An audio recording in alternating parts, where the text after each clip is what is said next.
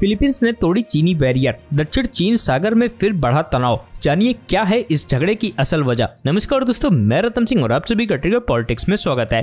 Philippines और चीन के बीच फिर तनाव पैदा हो गया है। फिलीपींस कोस्ट गार्ड ने सोमवार 26 सितंबर को कहा कि उसने चीनी कोस्ट गार्ड की ओर से लगाए गए कुछ फ्लोटिंग बैरियर को हटा दिया है। ये बैरियर दक्षिण चीन सागर में मछली पकड़ने वाली फिलीपीन की नौकाओं को एक विवादित क्षेत्र में प्रवेश करने से रोकने के लिए लगाए गए थे। साउथ चाइना मॉर्निंग पोस्ट की रिपोर्ट के मुताबिक फिलीपींस से करीब 200 किलोमीटर दूर स्थित स्कोरोबोरा सोल में लेगून के एंट्री गेट पर 300 मीटर लंबा बैरियर लगाया गया था। फिलीपीन ने इसे ही गिराया है। चीन और फिलीपींस के बीच 2012 से स्कोरोबोरा सोल को लेकर झगड़ा चल रहा है। दोनों इस पर दावा करते हैं, लेकिन संप्रभुता कभी स्थापित नहीं हुई है और यह अभी प्रभावी रूप से बीजिंग के नियंत्रण में है। अब इस घटना के एक बार फिर दक्षिण चीन सागर विवाद को सामने ला दिया है। दक्षिण चीन सागर चीन की मुख्य भूमि के ठीक दक्षिण में स्थित है और इसकी सीमा ब्रुनेई, चीन, इंडोनेशिया, मलेशिया, फिलीपींस, ताइवान और वियतनाम जैसे देशों से लगती है। ये देश समुद्र में क्षेत्रीय नियंत्रण को लेकर समुदायों से आसपास में झगड़ते रहे हैं,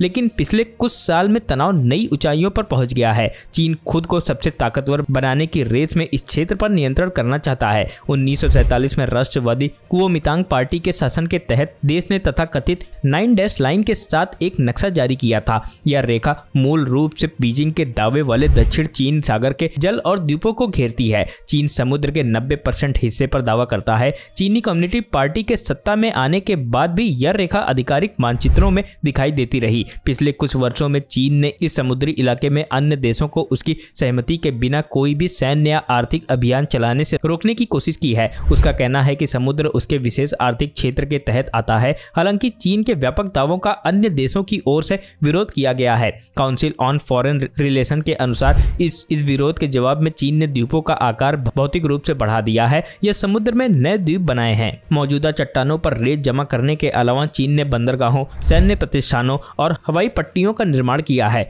विशेष रूप से पारासेल और स्प्रेटली द्वीप समूह में, जहां इसकी क्रमशः 20 और 7 चौकियां हैं। चीन ने लड़ाकू जेट, क्रूज मिसाइलों और एक रडार प्रणाली को तैनात करके वुडी द्वीप का सैन्यीकरण किया है। संयुक्त राज्य ऊर्जा सूचना एजेंसी के अनुमान के अनुसार दक्षिण चीन सागर के नीचे 11 अरब बैरल तेल और 190 ट्रिलियन क्यूबिक फीट प्राकृतिक गैस जमा है। इसके अलावा यहाँ समुद्री मछलियों का भी भंडार है। यहाँ मछलियाँ पूरे क्षेत्र के लाखों लोगों के लिए आय का एक